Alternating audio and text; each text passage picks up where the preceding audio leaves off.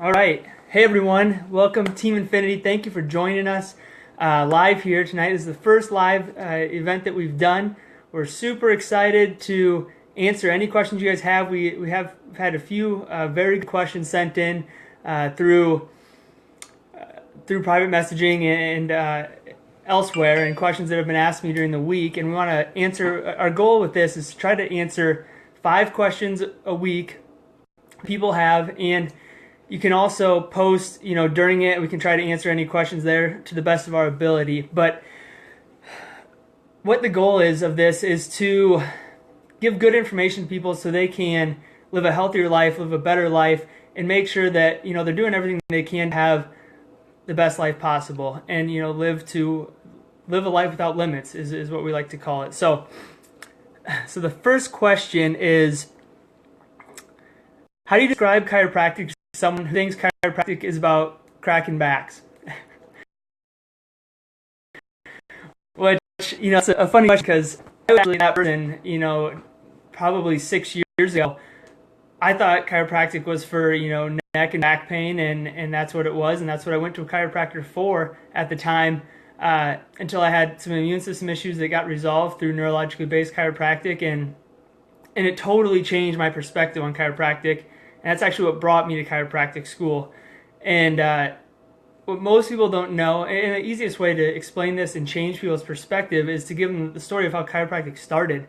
Chiropractic, this was in downtown Davenport. D.D. Palmer, who founded chiropractic, had a janitor who had lost his hearing.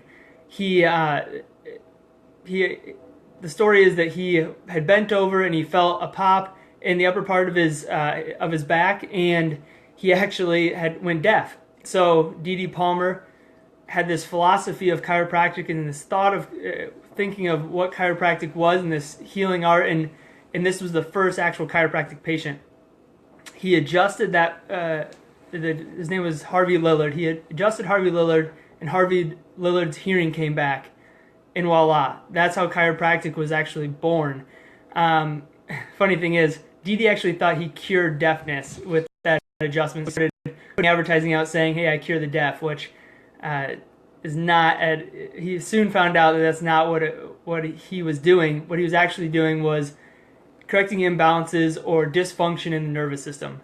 And so you can transfer people from thinking, "Oh, it's about the back," to it's about the nervous system, and making sure that your brain can communicate with your body, and your body can communicate with your brain as well as possible. And that's what allows the body to heal. Is your brain heals everything, and making sure that there's proper communication, both from it to the body and from the body back, is a necessity for your body to heal. And if that isn't occurring, then your body it won't heal properly, or as well as it possibly could, or optimally.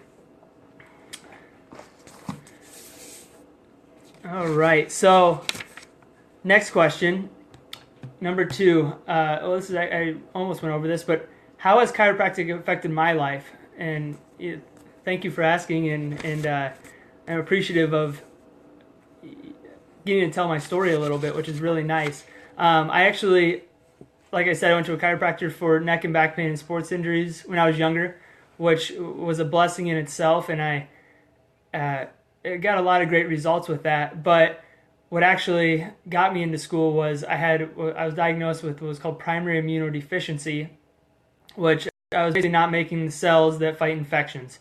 And I was sick every 2 weeks with a new infection all the time, something different, and constantly sick. And what I did was I started chiropractic care, and I went 6 months without getting sick, and that was unheard of for me at the time. And that's why I dove into chiropractic and went to school and wanted to learn, the art of chiropractic and the science and the philosophy, and how that fits in with healing and how the body heals.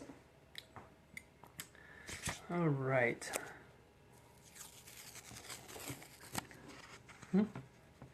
What? Oh, I love coffee. We want to name it Coffee and Chiropractic because, there's nothing better than coffee, and there's nothing better than chiropractic. So, okay, so this was a question of how do we practice at Infinity Chiropractic, and do I practice they had named a few techniques. One of them was a neuroemotional technique, or NET. The other one was body modification, and the other one was AK, or applied kinesiology. I do not practice those. I don't know a ton about them, and during these videos, whenever I don't know something, I'll honestly tell you. That's not something. Those techniques aren't something that is taught commonly in chiropractic school. They're also not taught. They're not big techniques in the Midwest. They're more southern and eastern techniques that are used a lot there. I know it's taught at like Life a little bit, but those techniques they use a lot of the muscular system to assess how strong. Basically, they use arm tests and other body tests to figure out how strong it is. And when you find the subluxation or the misalignment in the spine, it makes the body go weak. So their premise is the same as any technique that I use. They try to locate areas of the spine that are affecting the nervous system and not allowing that proper communication between the brain and the body. So I do the same things. I just use different methods. My primary method is I utilize Gonstead primarily. That technique allows me to assess how the nervous system is functioning. Typically, you take x-rays to figure out exactly how to make the best corrections possible. We also utilize a few other techniques. Palmar upper cervical toggle is also known as toggle recoil. That's an upper cervical technique that I'll use on certain patients at certain times. And also, I'll utilize a low force technique on mostly on kids when some patients can't accept a manual force adjustment. Their nervous system is so dampened that it doesn't respond well to that type of adjustment. We'll utilize a lower force technique like MC2 or possibly TRT, but utilizing those types of lower force adjustments for kids and for it takes less stress off the nervous system, or it takes more stress off the nervous system without creating a lot of extra stress. So there's starting to get a lot of research out there that kids, as they develop up to a certain age, before the ages of 6, they actually can't accept a manual adjustment as well as someone that's more developed. So making sure that we're always being the most specific possible is our goal, and removing interference from that nervous system any way that best suits the patient is our whole goal. Okay, so what does it look like when a child gets adjusted? In our office, that's my specialty, and that's what I've chose to dive into heavily over the past couple of years. So I love adjusting kids. But what we do in our office is you're not going to see any high force adjustments. You're not going to see, especially at kids that are under 6, because there's a lot of research saying their cerebellum isn't as developed, and there's projections from the vestibular system that are still working on developing that system. So I don't want to interrupt that with a high force adjustment. But so any adjustments will be sustained contact adjustments or things like that. But most parents, they are concerned when bringing their child to a chiropractor, and I understand that, because when a lot of people think of a chiropractor, they think of twisting and cracking and things like that, but that's definitely not the case with kids. Infants, we typically say it's about the same amount of pressure that it takes to put a dent into a tomato. It's really not very much force at all, and it's only a sustained contact. So and the whole goal is to get the spine functioning properly, so those kids can develop as well as possible. Most people don't realize is that the spine is it's a sensory organ. It's similar to the eyes. You go have your kid get their eyes checked because you want to make sure their eyes are functioning well, so that they can take in information and their brain can build itself and it can be stimulated properly.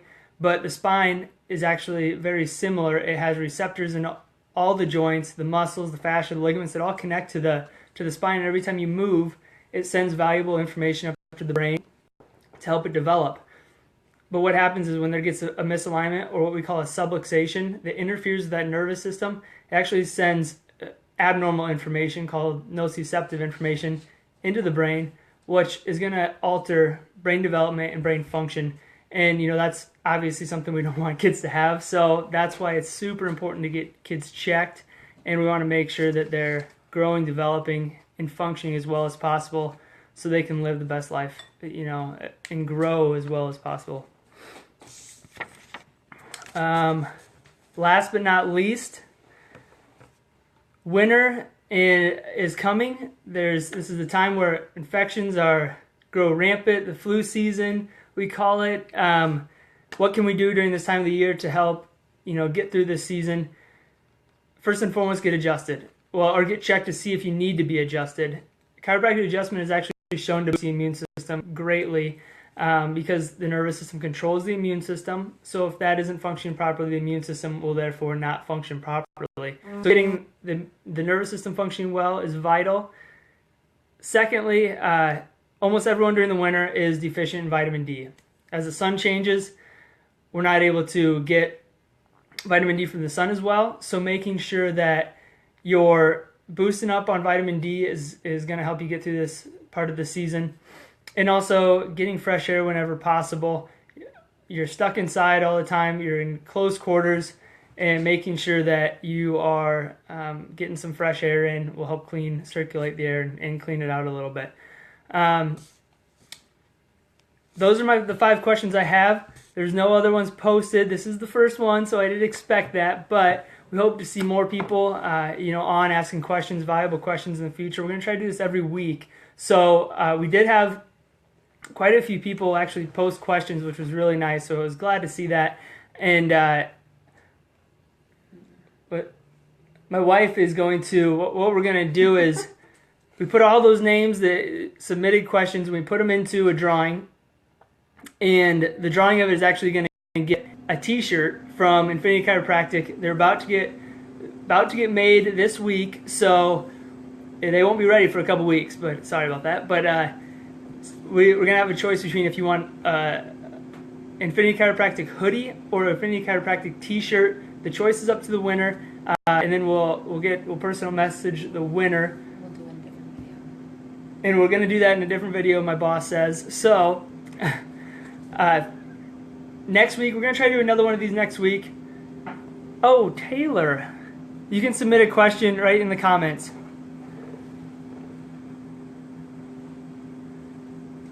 So, I don't really know how this works yet. This is my first time. But anyways, you can submit questions in the comments box, or else they can wait till next week if you don't get on. Next week, we're going to do this again. We're going to try to do it on a Tuesday night at 8 every Tuesday. And then we're going to, again, submit questions. We'll pick a winner, and next week you'll get a prize as well. So thank you guys for joining. Thank you for the comments. We appreciate it so much. We'll see you guys next week, and we'll post the winner of this in a video here this week. So thank you. Have a great night.